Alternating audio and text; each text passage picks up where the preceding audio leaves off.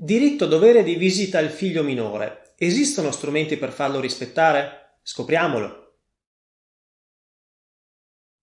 In un precedente video abbiamo parlato del diritto del minore alla bigenitorialità, ossia a mantenere un rapporto continuativo ed equilibrato con entrambi i genitori, anche in caso di crisi della famiglia. Ebbene, cosa accade se un genitore non rispetta il diritto-dovere di visita? Ossia, cosa fare se un genitore non intende vedere e tenere con sé il figlio minore? La dottrina e la giurisprudenza cercano da tempo una soluzione, per così dire, coercitiva da applicare agli inadempimenti dei genitori. Gli interpreti, però, inclusi gli avvocati, devono fare i conti con le norme del Codice civile e del Codice di procedura civile, le quali nascono per lo più per regolare conflitti che non hanno nulla a che vedere con quelli in questione.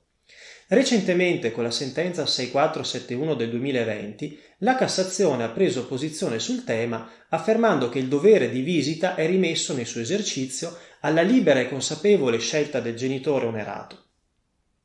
La Cassazione ha così bocciato l'interpretazione secondo cui tale dovere possa avere la natura di un vero e proprio obbligo ed essere coercibile.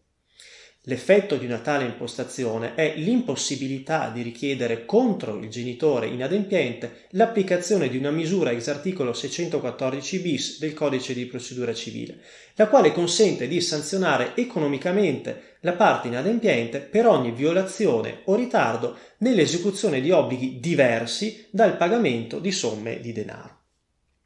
La Cassazione ritiene che una coercibilità sempre e comunque del dovere di visita del genitore finirebbe per rivelarsi addirittura contraria all'interesse del minore, e questo tutte le volte in cui la prosecuzione della relazione si riveli per il minore pregiudizievole. E d'altro canto una sanzione per ogni violazione o ritardo nell'esecuzione del diritto-dovere di visita finirebbe per svalutare, monetizzandolo e così banalizzandolo, il dovere genitoriale in questione. Rimane ferma invece la possibilità di ottenere contro il genitore inadempiente uno dei provvedimenti di cui è l'articolo 709 ter del Codice di procedura civile, di cui parleremo in un prossimo video.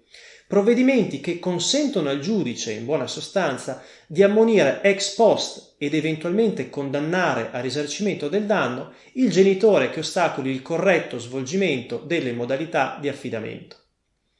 Per maggiori informazioni visitate il sito web dello studio e seguiteci sui social media.